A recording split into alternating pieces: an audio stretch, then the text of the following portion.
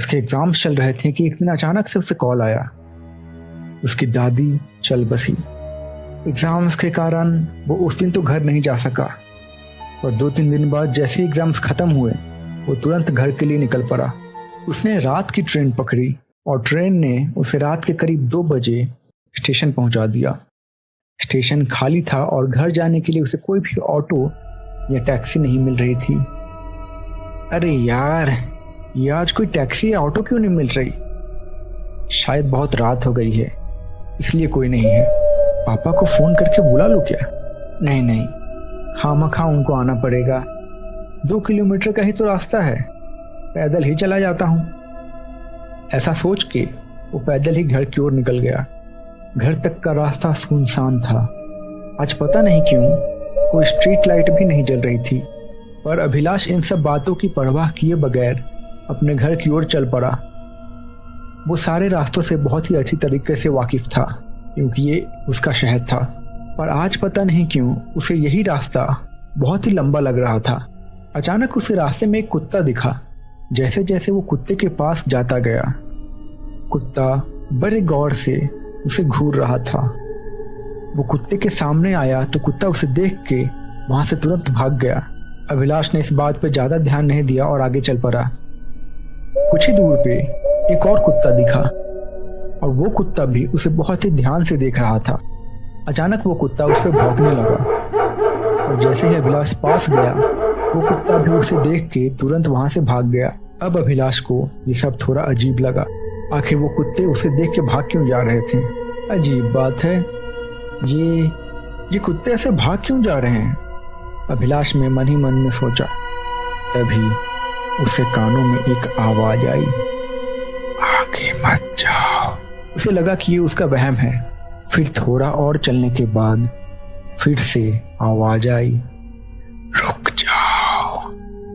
अब उसे यकीन हो गया था कि ये वहम नहीं। वो बहुत डर गया, पर अब वो पीछे भी तो नहीं जा सकता था। क्या करूं? ये क्या है? ये क्या था? क्या करूं? वापस तो नहीं जा सकता, आगे जाना ही पड़ेगा। उसने जल्दी जल्दी आगे जाने का फैसला किया अपने घर की ओर।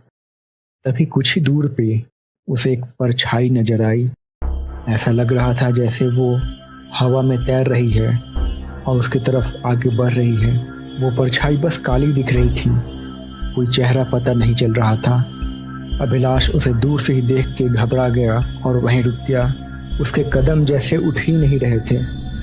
अब वो साया उसकी ओर बढ़ने लगा।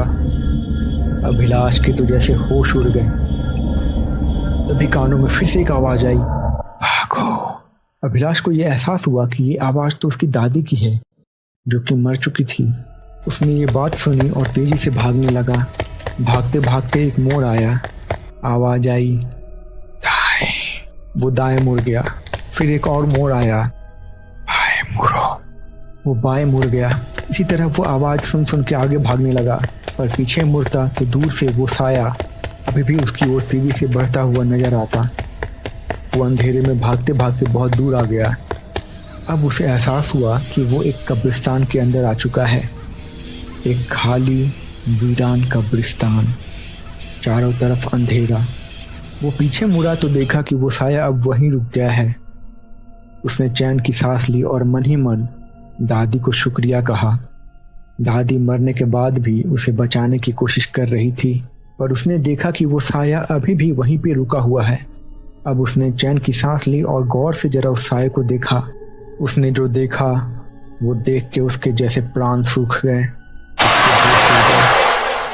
उसने गौर से देखा तो वो साया उसकी दादी थी और वो इशारा कर रही थी, नहीं मत जाओ, नहीं मत जाओ अंदर। अब उसे धीरे धीरे बात समझ में आने लगी। अगर वो साया दादी थी तो फिर उसे किसकी आवाज सुनाई दे रही थी और वो आवाज उसे कब्रिस्तान तक क्यों लेके आई थी? उसे बात समझ में आने लगी। कुत्ते उसे देख के भाग क्यों रहे थे ये भी समझ में आने लगा। क्यों उस आवाज ने उसे खाली कब्रिस्तान में पहुंचा दिया ये बात भी समझ में आई। और दादी की आत्मा कब्रिस्तान के गेट तक ही क्यों रुक गई ये बात भी समझ में आई। तभी उसने गौर से देखा तो दादी की आत्मा उसे इशारा कर रही थी। दादी उसे पीछे देखने का इशारा कर रही थी। अभिलाष पीछे मुड़ा।